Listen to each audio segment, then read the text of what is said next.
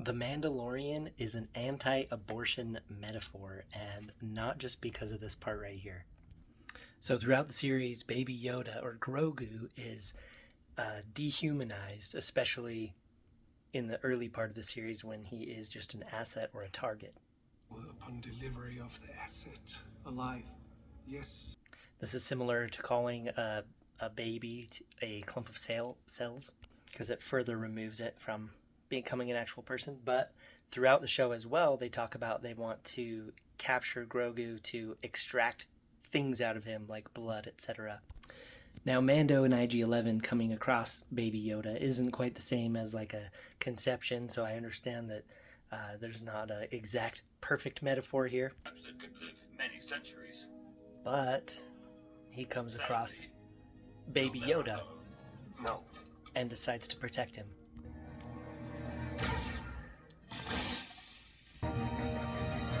So instead of aborting the baby, he decides to keep it, even though he did find it. And this is, so if he got rid of it, his life would be a lot more convenient, his job would progress, and he would get a lot of money. So he's actually accepting a lot of inconvenience and breaking a lot of his own rules and causing himself kind of a career setback to do this.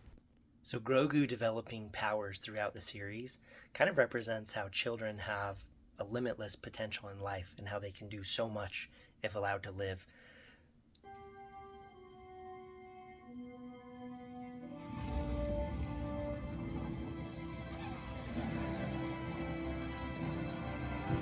Man, scenes like this really get me in the feels. How so? We agreed, in exchange for the return of my armor, you will ensure the safety of the child.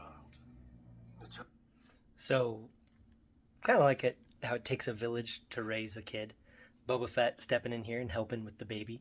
I know that he's doing it to pay back a debt, but it is kind of like a village raising a baby. And also that lady with the fro. This lady. Peli, take a good look at you. All right. So, just like it takes a village to raise a baby, one other thing a baby does that this show shows is that him being in her life and giving her the opportunity to help massively benefits her life. Her life is enriched and blessed for knowing this baby. And in a scene so cool, it's hard to imagine that Disney made it.